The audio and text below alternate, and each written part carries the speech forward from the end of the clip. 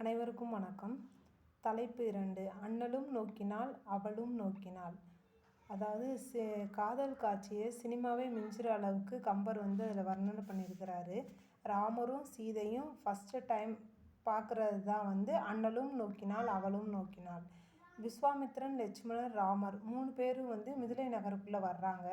அப்போ வரும்போது கொடிகள் மரங்கள்லாம் அசைகிறத கம்பர் எப்படி சொல்லியிருக்காருன்னா, அவங்கள எல்லாத்தையும் வரவேற்கிற மாதிரி 3 பேர்த்தையுமே வரவேற்கிற மாதிரி சொல்லியிருக்கிறாரு. அதில் மிதிலை நகருக்கு எதுக்கு வர்றாங்க அப்படின்னா, மையரு மலரின் நீக்கியான் செய் மாதவத்துள் வந்து செய்யவள் இருந்தாள்.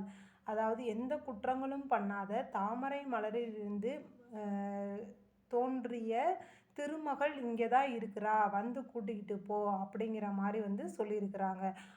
சீதை அவ்வளோ ஒரு அழகு, எந்த ஒரு மன்மதனாலையுமே வரைய முடியாது. மன்மதன் யோசிச்சான், அப்படி என்ன ஒரு அழகு எந்த ஒரு கலர்னாலையும் வரைய முடியலைன்னா, அமுதத்தில் தூரிகையை துளைத்து வரைந்து பார்க்குறாரு. அப்படி கூட வரைய முடியலை, அவ்வளோ ஒரு அழகாக இருக்கிறாங்க சீதை. அந்த நகருக்குள்ளே வரும்போது அரண்மனையில் எல்லாரும்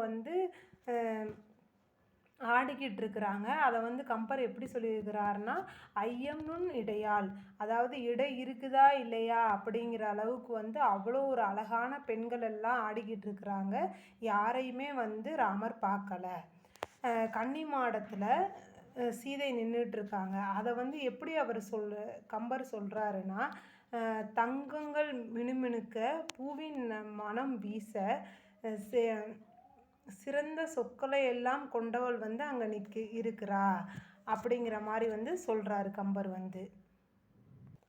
1000 கோடி மின்னல்களை ஒன்று சேர்த்து அவர்களுக்கெல்லாம் தலைவியாம் சீதை.